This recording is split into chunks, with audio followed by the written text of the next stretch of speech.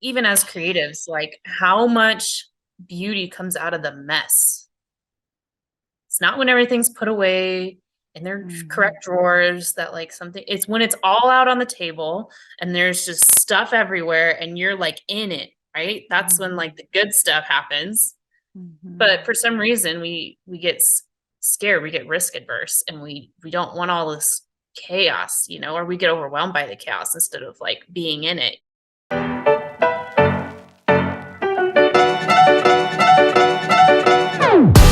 Welcome to the Designer's Oasis podcast. I'm your host, Kate Bendewald, interior designer, mama, and CEO of a thriving interior design business built on authentic word of mouth referrals. It wasn't that long ago that I stepped away from my corporate architecture job to build my own dream, one that would allow me more time with the people that I love, the ability to serve my clients at the highest level, and to make a great living. It wasn't always easy, and I've made my share of mistakes along the way. Fast forward to today, and I've learned a thing or two. This podcast is for you, the inspired, creative, ambitious, and let's admit it, occasionally overwhelmed interior designer who shares this dream of transforming lives by transforming homes. Join me and my guest each week as we walk through practical ways to build an interior design business you love and helps you transform your clients' lives. You can do this. Thank you for letting me spend part of this day with you. Let's get to it.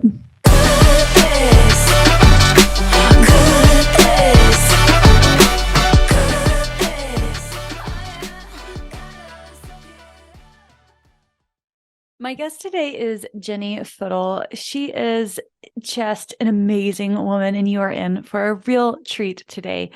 So I met Jenny at a yoga workshop that she led, and she just had in that 1 hour, 2 hours together, just such an incredible impact on me and really helping me to focus on staying present in my day-to-day life and using my body to help me sort of tune in prior to working on a project or to having a meeting with someone.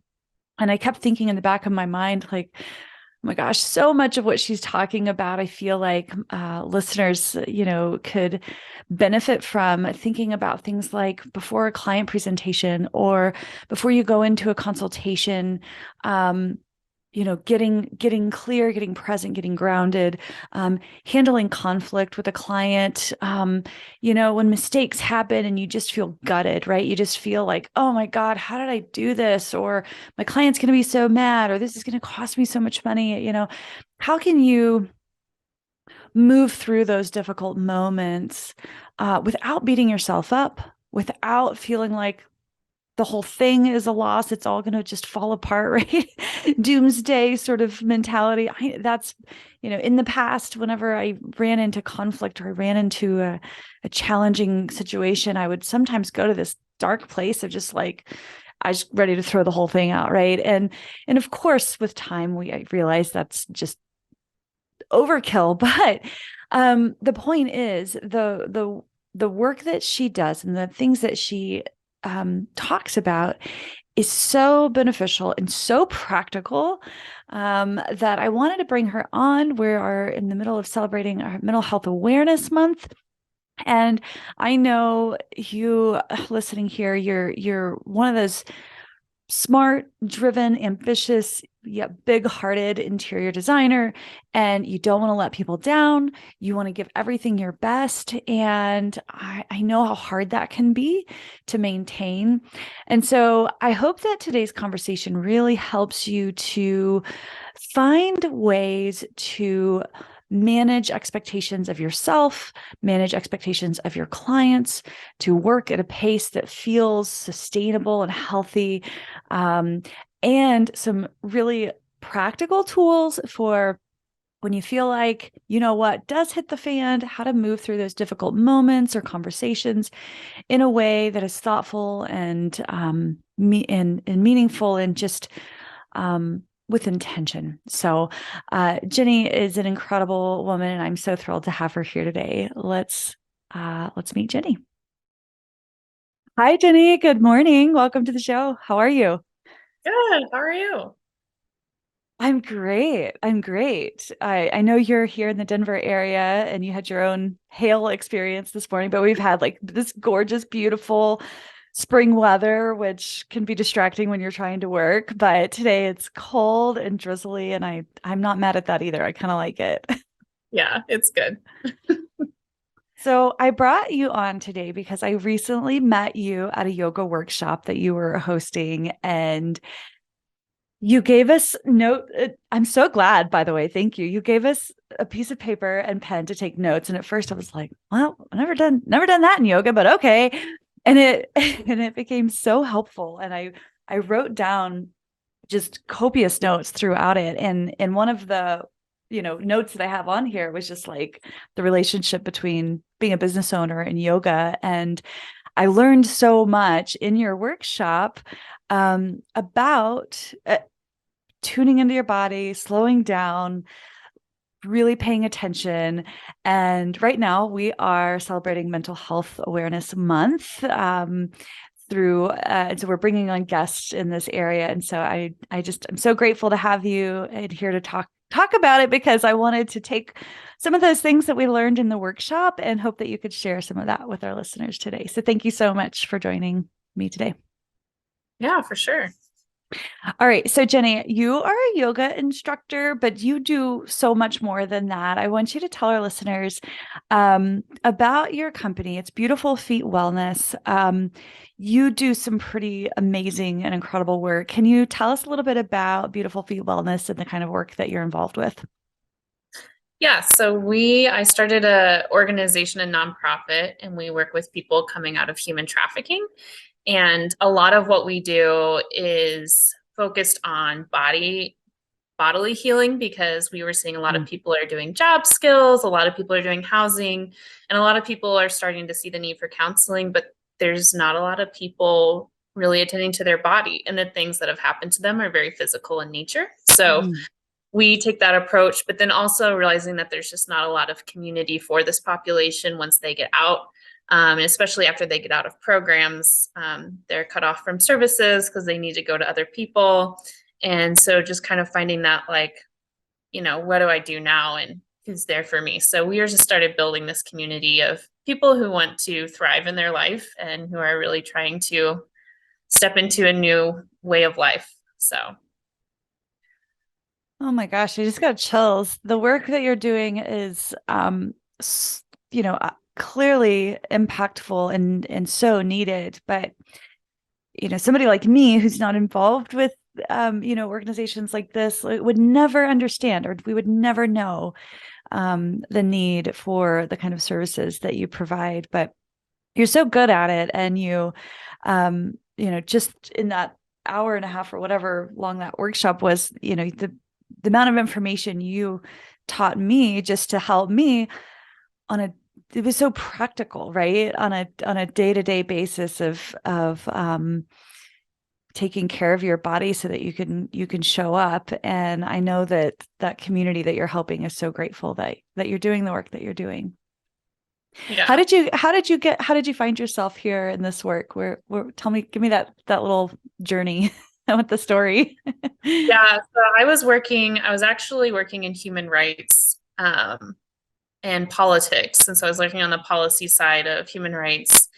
And some people had asked me to take on some projects related to human trafficking. And so I did and got really interested in it. And then like realized it really has like personal impacts for me and my people. And so really got into the human trafficking side and caring about it through that work. And then I was working a full-time job and I was a fitness instructor on the side. And I started volunteering with different safe houses and halfway houses that serve people coming out of trafficking or sexual exploitation. And just realizing that they had a really sedentary lifestyle. They always complained about said lifestyle. And so I thought, well, I'm a fitness instructor. I was also in my early 20s, so I wasn't about to teach these women how to cook pasta because they could like cook circles around me, and teach me a ton of life skills. So I was like, what? what's actually going to be beneficial to these people. And so I started teaching fitness classes at the Mm. safe houses, and it was really having a huge impact on the population. And so much so that I started to do it at more places and I started to come there more. And people kept asking me to come there more often. And at one Mhm. point, I reached the point where I was doing it in all my free time and I had to start turning people down. I said, I wish I could, but I don't have enough time. And so then that's when I left full-time work and began to do this work full time. And as I've done it, I've kind of delved into the research of why it's having such a big impact on people, why movement has such a big impact on people. And Mhm. there's tons of science behind it and research behind it. And so it really does make a difference. And there's a lot of things we can see about why that is. So that's how I ended up starting the nonprofit, just to free me up more to be able to do this work. So I love that because I could see a world where a lot of people would just, get to that point where they're just like, I just don't have enough time, right? Enough capacity. And that's okay too, right? There's sometimes that is the right answer, but you had clearly saw and felt the calling and were like, yeah, but I'm going to figure this out. yeah. Well, I know they're so fortunate to have you in their lives, and I feel fortunate too. I sort of signed up for your workshop on a whim. I was, and I did. It was a trauma informed workshop, which I don't think I realized when I went into it, but it didn't matter. Like I think, you know, so many of us, and this concept isn't new to me anymore, but I could see how it would be to a lot of people. Trauma, there's what we refer to as big T and little T trauma, right? And big T trauma are these like big event trauma that's, you know, um, being in a wreck, being abused, those kinds of things. And then little T trauma is like those smaller things that happen over a period of time that might not be so obvious, coexisting with somebody who cuts you down or tears you down. There's all kinds of it. So the work still matters, right? I think it took me a long time to realize that I had experienced little T trauma in my life. And when I finally had the courage to put a name to it, it's like, okay, that's validating. Now what? Right. And so I want to get into some of the specifics because I think what our listeners would really appreciate hearing from you today is some of the um, techniques that you shared with us in the workshop. And there are, if you're listening right now, there's a couple of things that Jenny's going to share with us here in a minute that I want you to be thinking about, something in the back of your mind, like when can these techniques come into play for you? If you're listening, you have more than likely, if you've been in this industry long enough, you've had an experience where a client has done something that just unravels you, right?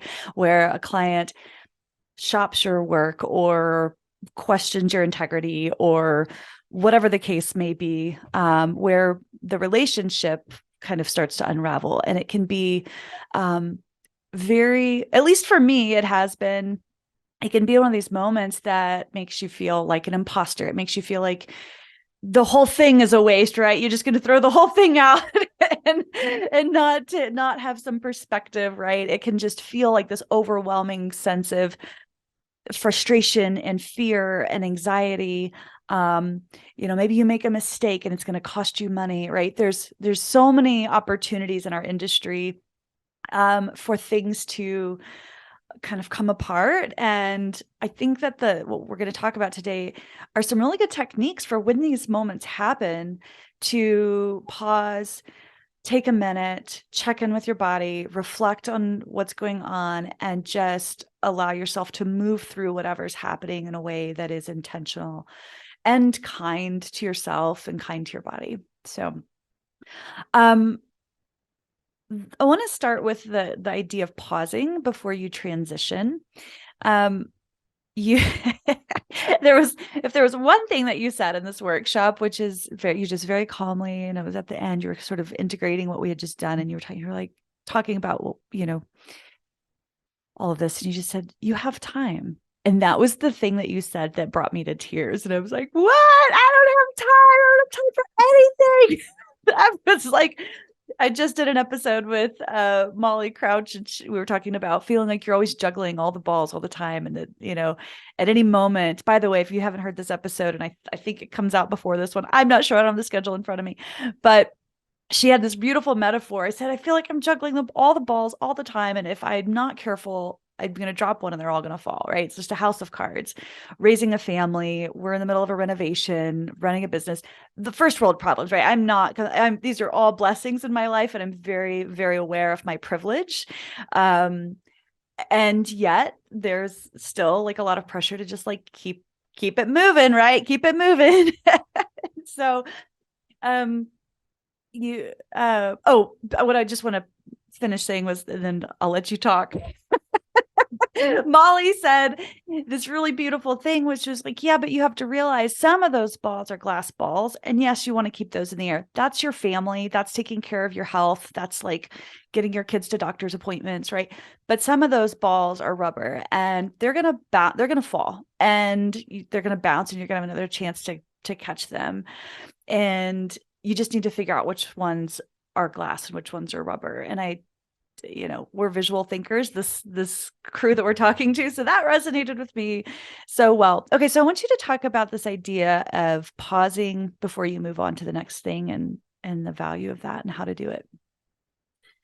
Yeah, I think there's a lot of things. I was literally talking to another entrepreneur just yesterday, and they were saying, I feel like a lot of entrepreneurs start their businesses out of this desperation or this like need to do something else. Like they're stuck where they're at, so they have to do something else, or what they're doing is not making ends meet, so they have to pivot, and all these kinds of things. And I was just thinking, and I felt really good in that I see that, but I couldn't agree with him as far as my own journey, because I was forced to pause and I was forced to take a break, or I gave myself that space. And just a little background on my nonprofit. So like I said, I was working full time. I knew I was going to start a business, but I wasn't really super excited about it. If we're being honest, I just knew that that's what I was going to do.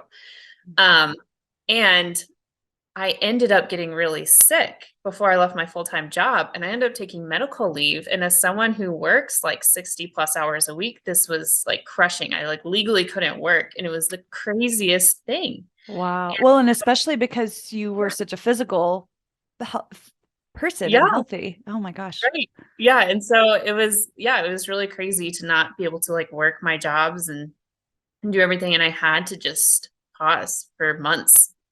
And that was a new concept to me.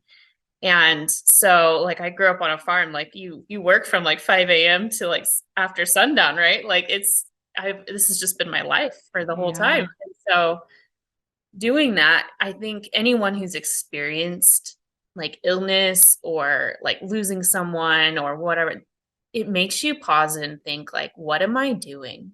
Mm-hmm. And what is it costing me? And why? And so I feel like grateful that now that I had that experience before I started my business. And then I started my business literally in March of 2020. And then the world shut down. And so I actually had this opportunity to take time to start my business up well, because let's be honest, no one was going to ask me at the end of 2020, like, what are your metrics? Like, what did you accomplish this year? Right? Like, nobody was asking that question. No, there was no expectations. And so I felt like really like, yeah, it was like a really good thing that it just happened to work out. It's a lot of perspective too, right? But still at the same time, it was just really like it instilled that in me. Like whenever I began working, and I was like, I could answer all these emails, I could complete this project today, but I don't want to set that tone for what people expect of me, because it's not healthy for them, or it's not healthy for me. And like we need to stop working at an unhealthy pace so it stops becoming the norm. And so I just had that kind of come in. Wow. Hold on a second. So what I'm hearing is when you set the tone, right, for how people can expect to interact with you. And if you get, I have a client who, when I send her an email, I get a response back within like 5 minutes. And bless her, I love that. And I love that I get a response. But it is like sometimes if I don't get a response within a day or so, I'm like, I wonder if she's okay. Is she mad at me? Like, what's of Right. course she's not. She's just normal and she's human, but I got used to it. And so what I'm hearing is that we can take ownership of what kind of pace we set for ourselves and what kind of expectations. Okay, go on. Yeah, absolutely. And so I think that's a really big part of it is like Mm-hmm. we can change the narrative. And I think especially women, but everyone, it can be everyone's work.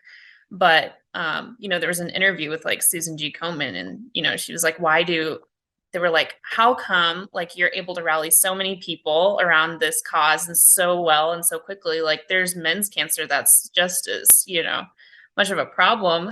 She made a comment about like because women can organize and get things done. And so it was really funny. But I'm just like moving into this space where I'm like, what if we decide to change the narrative? And I love it because like my husband's actually more of a feminist than I am, which is lovely. But just like what if we actually like and women outnumber men too. So if we started saying we're not going to keep going at this unhealthy pace. And I think Mm-hmm. the pandemic gave us all this ability to push the pause button and say, this is an unhealthy pace, and the more that we research it, it's really is. But going back to, that statement that I made of you have time. So I was like, I'm still pretty young, to be honest, and I remember my business advisor, whenever I first started it, like I was doing like so much and going so fast. And he was like this person in his 60s, recently retired from international businessman, and he just looked at me. He's like, you have time. Like, you're young. And even if you weren't, like, you have time, Mm-hmm. And I was just like, oh, yeah. It's like, that doesn't have to be done today Mm-hmm. or tomorrow Mm-hmm. or a month from now. Like, Mm-hmm. who would know but you? Mm-hmm. And and just like thinking about like at what cost?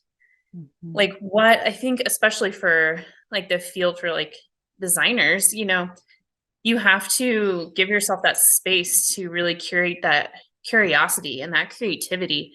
And I was recently reading that it comes out of you have to like you experience deep creativity out of a space of boredom. And I'm like writing a book right now, and that was really hard for me because I'm like, I don't know if I understand how to be bored or like how to allow myself to get to that space where I'm actually bored, where like creativity can fly. Like that's definitely a challenge, for me personally. And just allowing us to have that brain space. So we're not giving people out of like our reserves. Like instead we're actually giving people our best, which is what they want.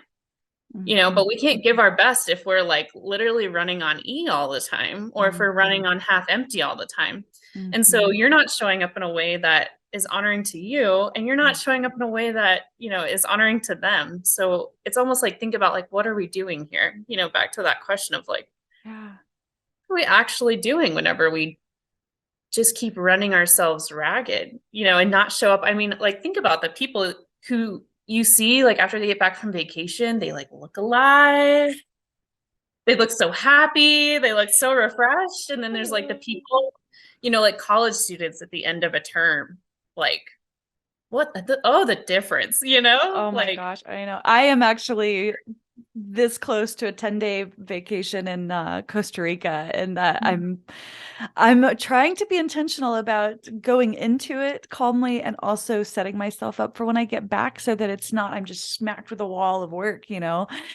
Um so much I want to go back to this idea of cultivating and nurturing creativity, because this has come up a lot for me recently in some conversations. My coach too is, I was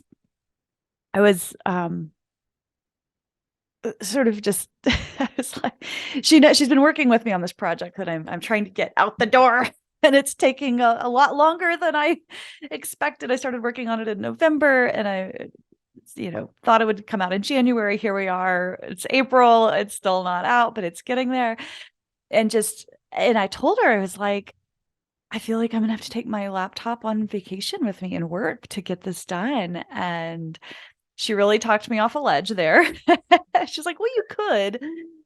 But she made the point that, like, give yourself that time to integrate a lot of what you have been working on. When you can give yourself some white space to just be bored, let your mind wander, journal, be alone, do yoga, whatever, like that is where so much creativity can happen and can be born, and some of your best ideas will start to rise to the surface. Now I have no shortage of ideas. I'm an Enneagram 7, where I'm always like, oh, what are we going to do next? Right. It's just, I need somebody that helps me with a filter, but that integration piece can be really important. And so what I'm hearing you say is, like, I'm starving myself of, and anybody listening, starving yourself of creativity when you allow yourself to constantly be on either autopilot or overdrive or both all the time. Yeah.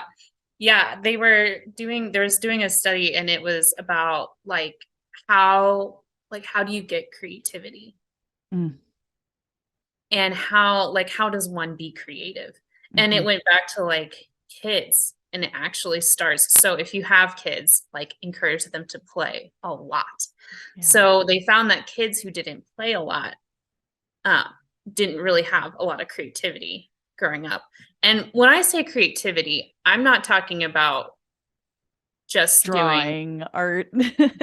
No, creativity also can be synonymous with critical thinking skills. So if you're robbing both your kids and yourself of play, you're robbing yourself of the ability to think critically and your creativity, which I would like to say are two very important things to my life and my career. Yeah. Yeah.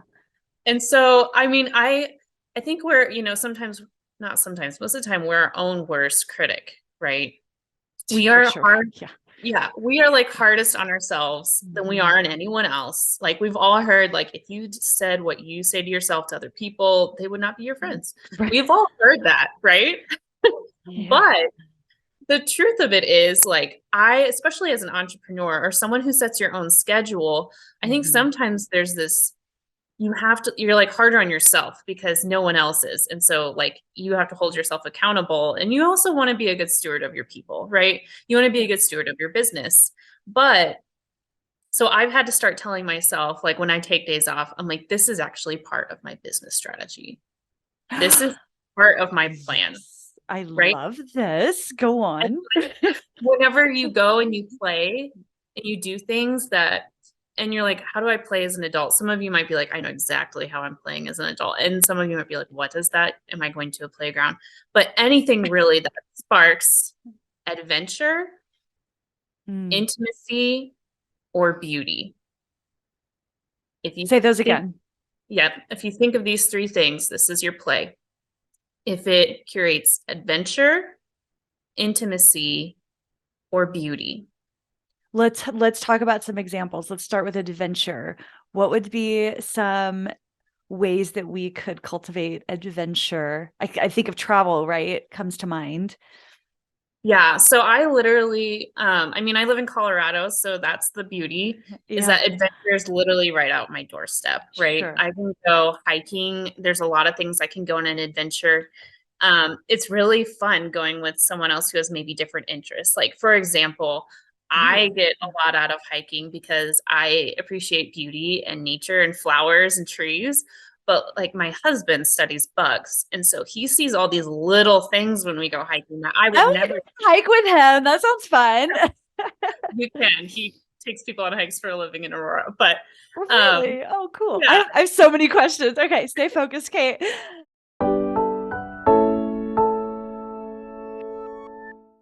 Hey, designer, are you tired of wasting precious time with prospective clients who are not a right fit?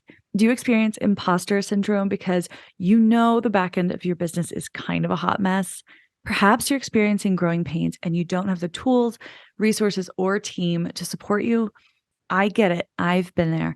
As an ambitious interior design business owner myself, I know the roller coaster ride this can be. Over the years, I've learned a thing or two about running a profitable word of mouth design business, and I want to help you find success too.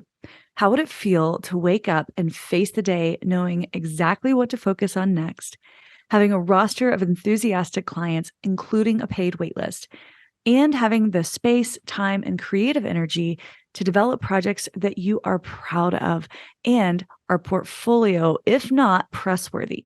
I want to invite you to learn more about the Interior Designer's Business Blueprint, a business coaching program designed exclusively for interior designers who want to serve their clients at the highest level while making good money, but without the burnout and overwhelm.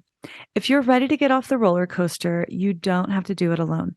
Join me inside the Interior Designer's Business Blueprint and get the tools, teaching, and community you need to pave the way for an interior design business your clients love and you are proud of.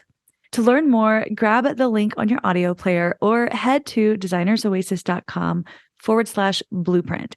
That's designersoasis.com/blueprint.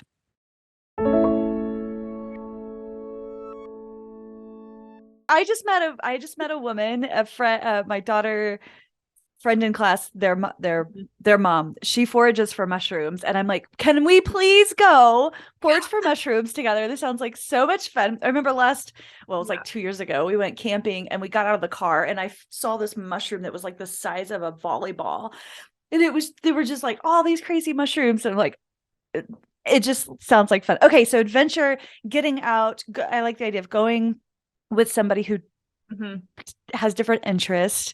Even for urbanites, like we live near the light rail, we could hop on the light rail and just go explore downtown and find like an art gallery or something. Okay. Yeah. Trying to And think of some others. What was the other two? so adventure, intimacy, and Intimacy. beauty. So Okay. I think, we can jump to beauty. We'll come back to intimacy, but Okay. yeah, a lot of the reasons, if you think about the reasons you travel, the reasons you go on vacation, a lot of them Mhm. is because you're seeking adventure, intimacy with whoever you're going with, Yeah. hopefully, because you're going to be stuck with them, you know? Good. So hopefully you want to get to know them. Yeah, yeah. And then beauty, right? Like you don't go to crappy places. No, No, we no. don't, Yeah, So yeah. and these are the things that refresh you. Those are the things you do to Mhm. refresh yourself, and you can do them on the regular, right? You can work Right. into your weekly schedule. Some of you daily, but you can work it into Yeah. your weekly schedule of seeking these things out. And just again, it comes back to almost like a gratitude practice, which is one of the things we talked about in the workshop, is Yeah. really curating a gratitude practice. And Google it. The like impacts of gratitude. I feel like you could spend a whole hour talking about the impacts of gratitude, but honestly, a lot of it comes down to observing and just being mindful. There's that buzzword, mindful of your environment. But like, are you noticing like all the grooves in the sidewalk whenever you walk downtown? Like, have you thought like an adventure? Like, have you counted how many stories high that is or how many you can see? Have you like gone around the block to see if you can make it accurate? Like there's Mhm. different ways that you can play and different things that you can just discover about life and the people around Mhm. you and everything by just observing instead of always going to the internet to look things up. I mean, you can do that too, but what if we like old school pretend we didn't have it and we just took a walk and hypothesized about random things? I mean, it sounds really dumb, but it's like Yeah. that's how you get creative ideas, and flowing is really just coming back to that play. Like, let's just imagine that this is a Mhm. world we live in and this is, what we're seeing, or like, you know, sitting in your car and watching people walk down the street, right? And we used to do this in junior high all the time. And then you just pretend like you fill in what they're actually talking about, you and your friend. You're like, I'm going to be that person, you be that person, and then you just like make up dialogue, right? And it's, Oh it's my just, gosh. just playing pretend, but it's just like, it's just like bringing a new light to your world. Yeah. And it doesn't have to be so Yeah. Yeah. serious. I'm loving this. But I'm always telling my kids, you know, first of all, they have zero reason to come tell me they're bored. Like they just there's no reason to ever be bored here. But from time to time it happens. And you know, they know they're going to get my standard response: boredom breeds creativity. Figure it out. I'm not here to entertain you. Right. So next thing I know, they're like playing with sticks and rocks, whatever. It's great. But I'm really good at helping guide my kids there, just like being okay with boredom, but it's not something that sits very well with me myself. So I'm starting to recognize the importance of allowing myself that white space and freedom to just allow myself to get a little bored, you know, in Yeah. this, in the name of creativity. Intimacy, did we cover that one? Did We kind of covered it. I talk mean, about travel, but all wrapped up. So it's like finding intimacy. So these are also the three things. So point of caution is that these are also the three things that people are most scared of. really, why? Adventure, Well, because they all include risk to some degree. yes, okay. Yeah, or the human condition comes into play, right? Like if we Mm-hmm. pursue beauty, I mean, there's so many things in our culture wrapped up with like why we should or shouldn't and blah blah blah and what that should look like and what it shouldn't, and it's almost taboo, you know? Mm-hmm. To want to, you know, pursue beauty sometimes is really taboo, you know, especially for men, right? Like, but also women. Oh my gosh, yes. Okay. Now I'm it's clicking for me now. When you first said that, it wasn't intuitive, but I can see with the beauty, it can be too like um Brene Brown talks about this, and she has a phrase for it, and it's escaping me right now, but it's like beauty can be like this moment when you see your little one sleeping, right? And there's this moment where you're just like in awe and adoring of your child, right? But then there's also like this other part of your brain that comes in and is like, what if they get sick? What if they die? What if they get hit by a car? What if they get kidnapped? Right? Whatever. Like you're not allowing yourself to just enjoy that beauty in that moment because you're whatever, like letting that lizard brain sort of take over. Right.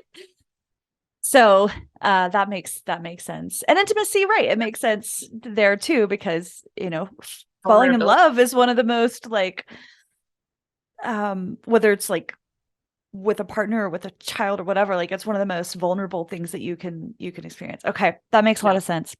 Yeah. And same with adventure, right? It's like going Ah, into the unknown, you know? right. Yeah. And so they are risky and people there's resistance there. Yeah. You know, and if you think about even what Brene Brown said, and like the sad reality is like we're all gonna die. We're all gonna get sick and die or Yeah. something, you Yeah. know? And it's like, are you gonna keep working before you get sick and die, or are you gonna actually like enjoy life before you or someone else gets sick and dies, you know? And Yeah. it's like it's gonna happen, like sorry reality, you Yeah. know, for all of Yeah. us. Yeah. Yeah. My daughter And asked me last night because she's slightly dramatic. I love her, but she's like my little drama queen and she has like a Mhm. cough. Oh no, my hair tie just broke. Well, for those who are watching on video, on the video version of this, you'll see anyway, um she's like, Mom, am I gonna die? And I was like, well, yeah, of course, you know, and she was astounded by my answer. Yeah. Yeah. So, yeah, I think, you know, point of note, it's like, well, that sounds really good play. And like, I can work it into my schedule and say, like, this is actually what I need to do my job well. Like, you can Hmm. tell yourself that because you Yeah. need to start telling yourself that. You need that bandwidth in order to do your job well. And that's what you want to do. Right. And so, but know that you will encounter resistance from yourself, from others, and that's okay. And I think that's where that pause that we talked about, that breath comes in of being like Hmm. you have time, right? You don't Yeah. have to have it all figured out ever, actually. Ever. Jenny, you're really pushing me here. Okay. You don't. You don't. Okay. I mean, um like I was talking to a federal prosecutor the other day and he told me that perfect is the enemy of good. Mm. And if you want to make something good, you've got to stop trying to make it perfect. if you want to make a if you want to make a good solution, you have to stop trying for a perfect solution, right? Like even as creatives, like how much beauty comes out of the mess.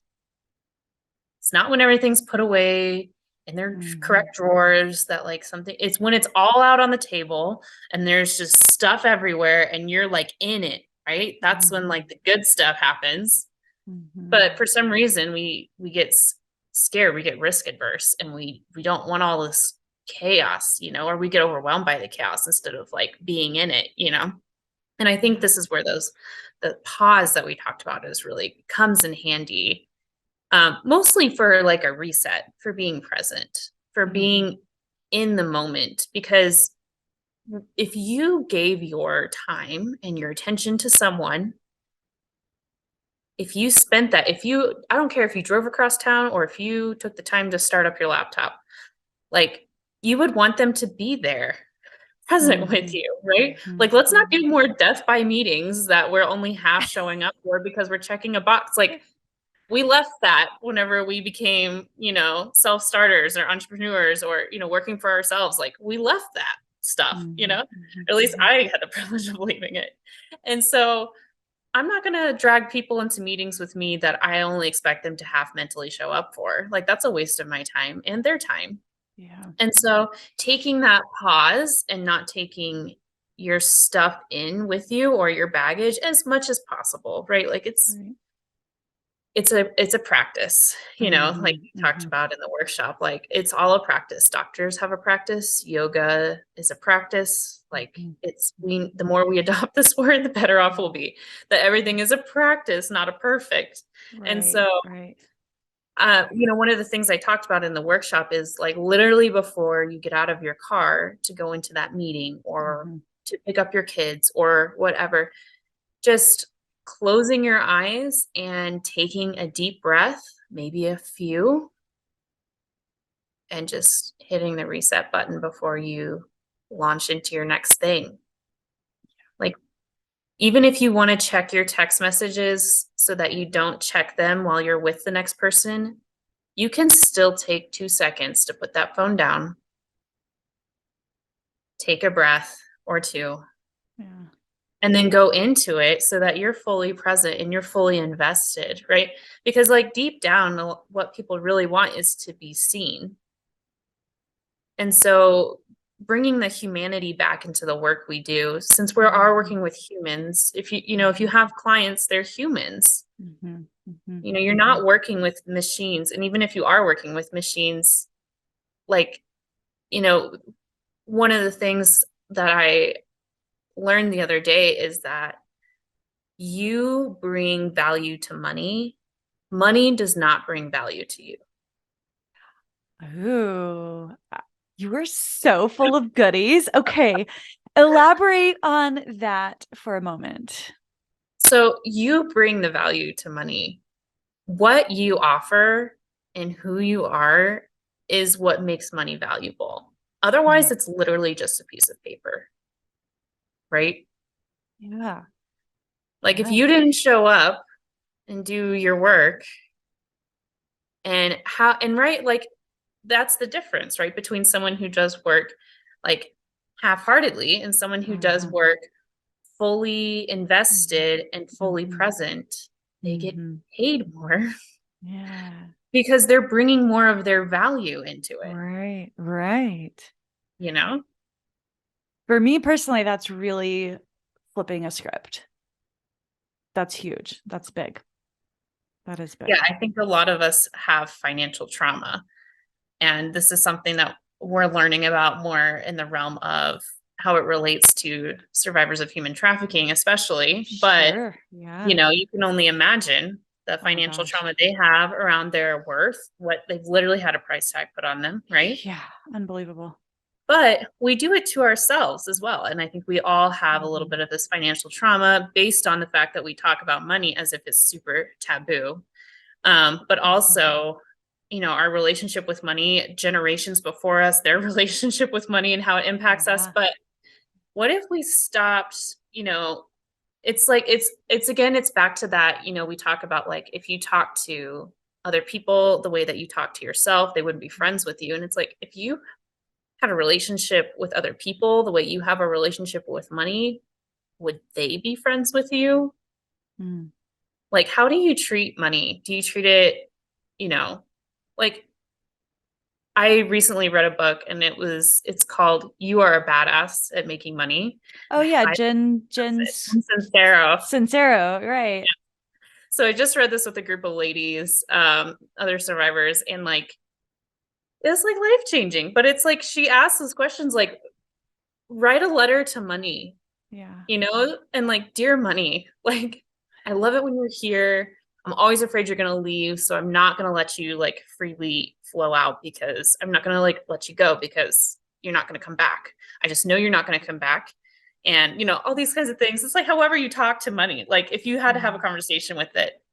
But then going back to that concept of, yeah, your value is not defined by how much money you make. I mean, I think especially as women, we should know that. We don't think about it that way, but it's like, I think I saw something on Mother's Day last year where it was like someone gave a job description of a woman to like a man, like just blindly, and they're like, "So will you take the job?" And then like also with the pay grade on it, and they were like, "Ever?" It's like, yeah, no one would sign up for that. Like, you're worth so much more than you make. Let's be honest. And like, there's still pay discrepancies. Like, put pay discrepancies aside. Right, How right. you show up and what you contribute to the world, like as a woman, Mhm. you know. Mhm. And Mhm. so we're not even talking. Like, you need to like let go of like money defining you or how good you are Mhm. or like Mhm. hustling for it. Mhm. Like Brene Brown, who's awesome, she said, if you're hustling, you don't know what you're worth. You're not stepping into your worth if you're hustling. Right. People who know what they're worth don't hustle. Yeah. Yeah. They Yeah. don't. Yeah.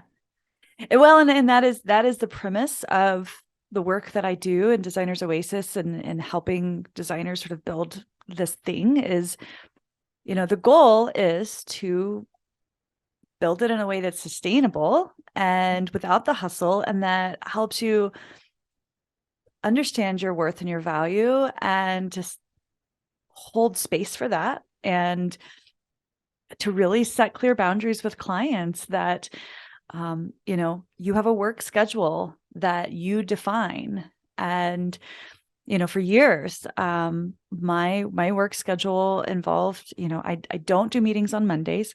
I don't do meetings on Fridays. I usually will do them like Tuesdays or Thursdays. And actually my routine is still, I've moved away from client work to take nurture Designers Oasis full time.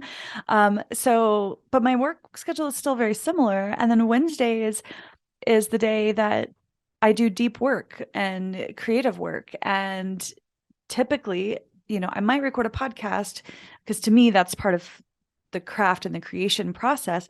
But like I don't consider that a meeting necessarily, but it's where I'm going to do writing. It's where I'm going to record video. It's where I'm creating tools or resources for designers. Which by the way, if that's all I ever did, like that, I'd be fine with that. That's fun for me. And so, but Wednesdays is like that deep work. And with clients, I always said, like, you'll get an end of week email every Friday. Um, we meet, our meeting days are on Thursdays and they're between these hours, right? And um, generally speaking, I don't ever remember having a client that protested this and was, if nothing else, they appreciated knowing what to expect from me and when to expect to hear from me. And they respected the fact that I had boundaries and the fact that I had clarity around that. And they knew that they couldn't text me. They knew that they could call me anytime during the work week and I would pick up the phone and answer it. Mhm. But texting is for friends and family. And so I just think about, like, from the perspective of interior design business owners, I know that you're committed to your clients. I know that you're committed to the process. I know that you're committed to giving them a space that feels whole and healing and beautiful and nurturing, and a place for them to commune and share, laughter and joy with friends, right? We talk about home and the meaning of home. And these are the things that you can help your clients experience. But also thinking about the experience that you give your clients from the perspective of your energy and what you bring to the table. Imagine showing up for a consultation with a brand new client and you're showing up frazzled, you're showing up rushing from your previous meeting, or showing up for a design presentation and you're cramming to get all the last things printed off, right? I know this because I've done this, right? Compare that energy to what you're talking about, Jenny, to showing up for a new client consultation with ease, feeling grounded, sitting in your car before you get out and taking a minute to just be grateful for the opportunity without any expectations of the outcome, and to take a few breaths. Like, how much different is that consultation going to go if you show up with that kind of energy? For sure. Yeah. And it's honoring to, like I said, it's honoring to yourself, and it's honoring to those that are asking things of you. Mm-hmm.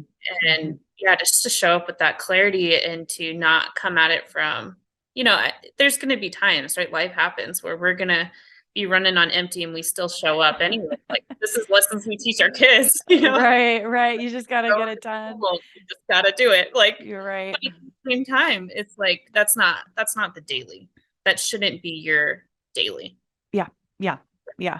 Giving yourself grace that, like, those days will happen.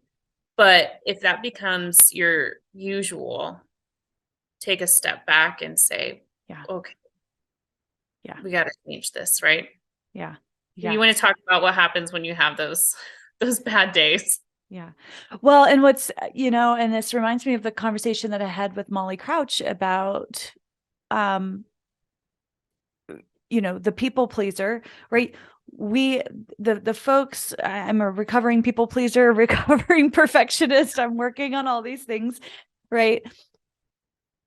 You can still be a people pleaser, I think, is what I'm realizing, without and still take care of yourself. Like, your definition of people pleasing can look different. People pleasing doesn't have to mean like going to the ends of the earth, or being available 24/7, or always being on it. That people pleasing can also look like, no, I'm not working today because I'm going on a hike so that I can rejuvenate, so that next week when I show up for work, I feel more creative, more inspired, more grounded, more focused, and I need this, right? And I know if I was a client and somebody told me that, I would be like, you go on that freaking hike and you have a great time and don't let anything stop you, right?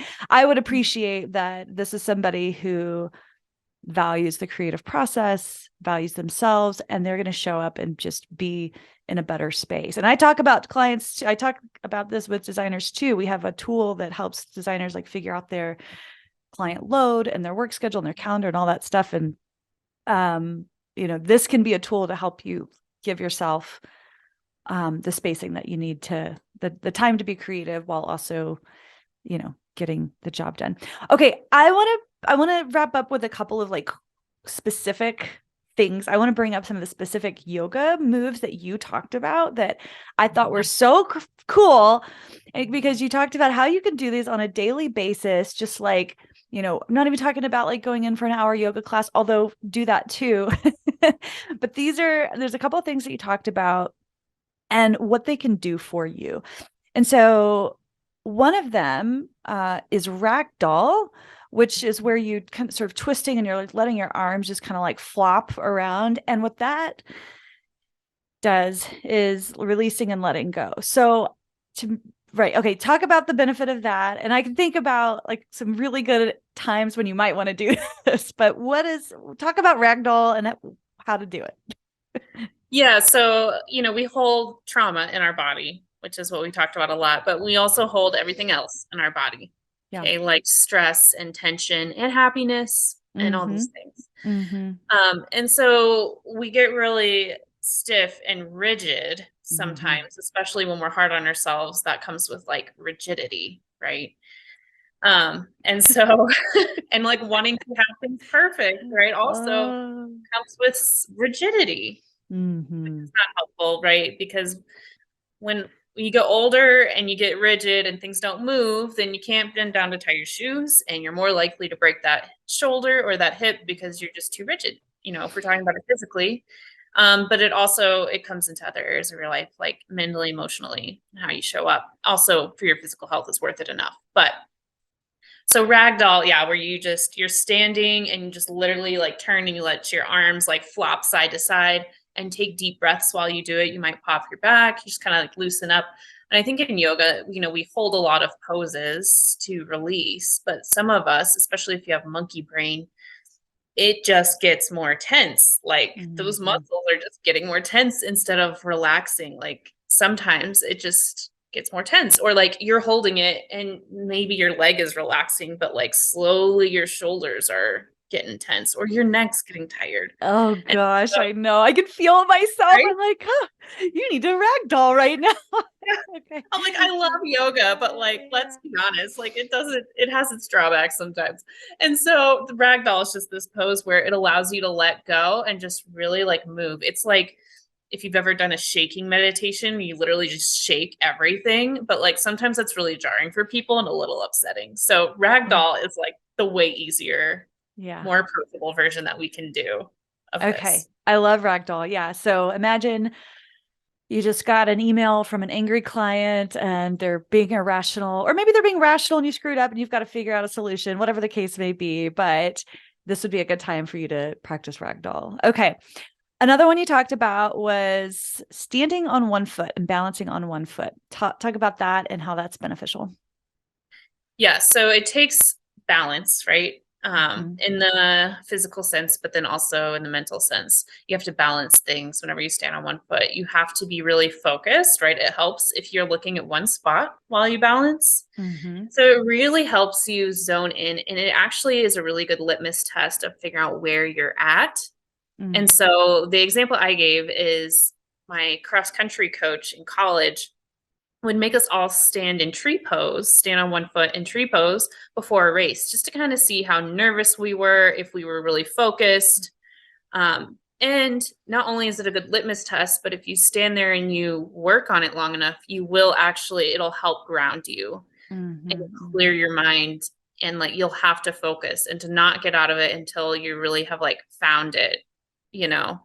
Um, Definitely helps bring you back and give that clarity and just really bring you to the moment. And so it's good to see, kind of where you're at. If you're like, I don't know, am I nervous? Am I not? Because sometimes the cues aren't always there, like physically or psychologically, like or if we're nervous or if we're out of Mhm. whack. And so giving yourself that little balance test to say, like, oh, actually, okay, a few more breaths is going to help me in this moment, or like, actually, I'm really good to go. Let's go. So Yeah. that's what tree pose can really do for you. Yeah, for somebody like myself who is ADD and I feel very fragmented a lot of times when I'm not really well integrated, right? I have days where I'm on point, I'm moving along, like I feel good and organized, and then there are days where I feel like, whew, maybe it's because I got a bad night's sleep, or maybe there's just a lot going on, or I'm trying to get stuff out the door before the weekend, whatever. And so it can be hard to focus on one thing because I feel so fragmented. And I could see how in that moment, taking a minute to just get centered and get like standing on one foot gets you out of your head and gets you into your body, and Mhm. allows you to just focus. So I could see how that grounding effect could take. In fact, I've done this, like since I learned this, I have found myself like, you use the example of like, you could just do this while you're standing in the line at the grocery store, right? And I've done it while I was waiting for my kids to pick them up, and because I'm irritated that I had to stop what I was doing and come pick them up. God forbid I have to be their parent for a second. Like just when I say it out loud, I'm like, God, Kate. But it's the highlight of my day actually picking up those little nuggets. Okay. Walking, the benefit of walking to process information, that bilateral stimulation. Can you talk a bit about that? I know that's not necessarily yoga, but Yeah, no, it's totally movement. yeah, it's all related. Oh, yeah.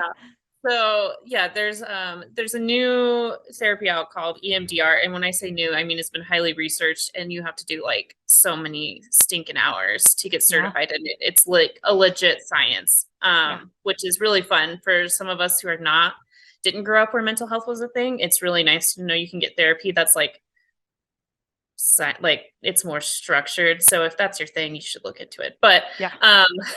so it's called EMDR, but what it is it's bilateral movements. Mhm. And it's a form of therapy and it helps move things from the chaotic part of your brain or the chaotic part of your brain back here to the front of your brain where you can process things rationally and chronologically, Mhm. and think about them from a level head instead of from chaos in the back of your brain. And so that's what EMDR does. That's what this bilateral stimulation does. And you can actually do it by walking or running. And so if you've had a bad day or you had something that really crazy happen, try going for a walk. Mhm. And if you want to talk about it, still go for a walk. Just call your friend while you're walking or take your friend walking with you instead of meeting Mhm. them for happy hour or coffee or whatever. Mhm. Go for a walk. It's free. You don't have to wait to get in and you can wear whatever you want, but also in like fresh air, but like Yeah. also like it's really good for you and it's going to actually help if you're walking while you're talking or walking while you're thinking about whatever that is, ruminating about it. If you're like, I really hate the fact that I'm still thinking about this, go for a Mhm. walk. Go for a Mhm. walk and let yourself think about it and you'll actually come to more rational conclusions, better conclusions. It'll help you think more creatively, finding those rational, like those critical thinking skills.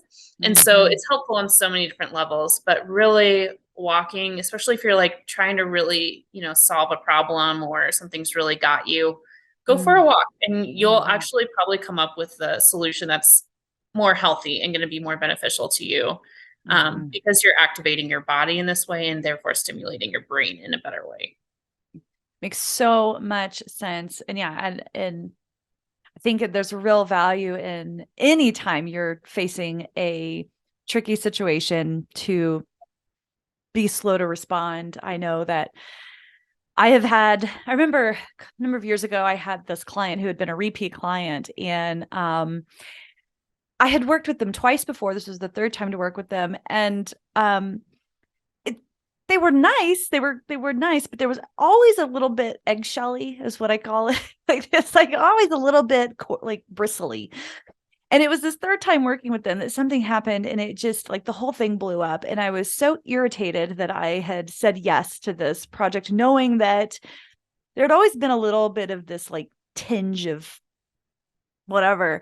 And so when the thing blew up, I was so mad. I was so mad. And I wanted to just like write an email immediately. And I had to, you know, just tell myself, like, just you do not need to respond to anything right now. Give it 24 hours. Right. And that would be a good time to go for a walk, just to process that. If you're having to figure out how to respond to something, just take a lap.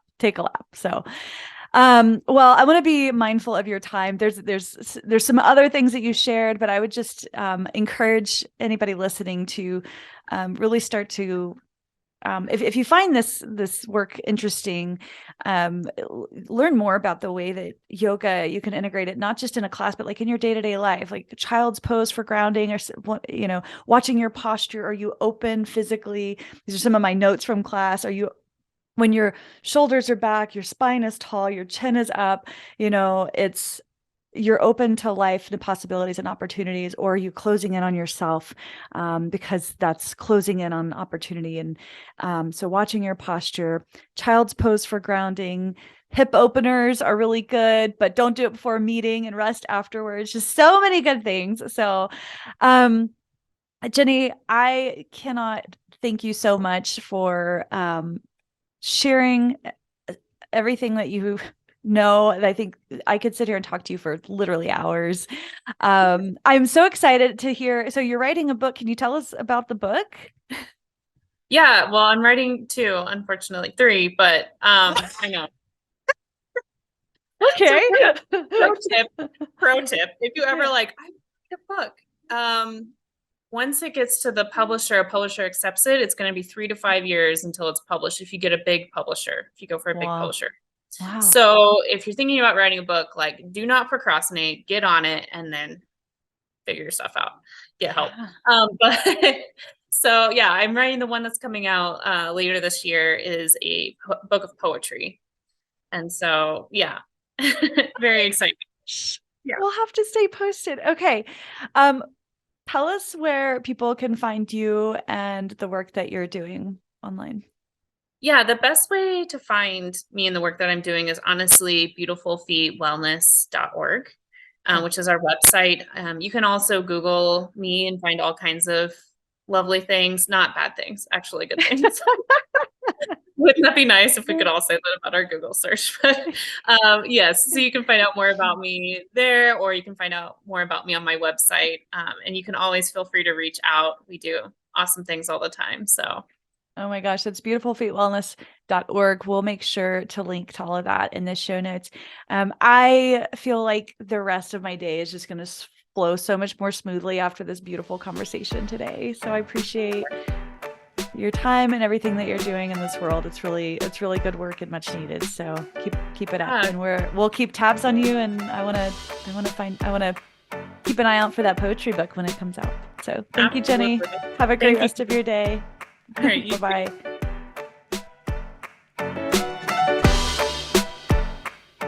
Thank you so much for letting me spend part of this day with you.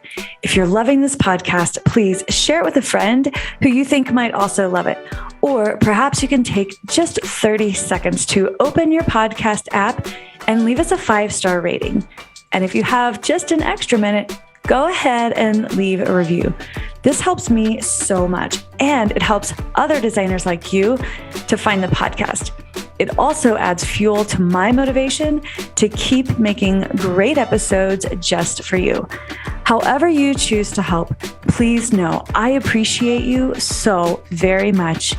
Thank you, my friend. Have a wonderful rest of your day, and I'll see you next time.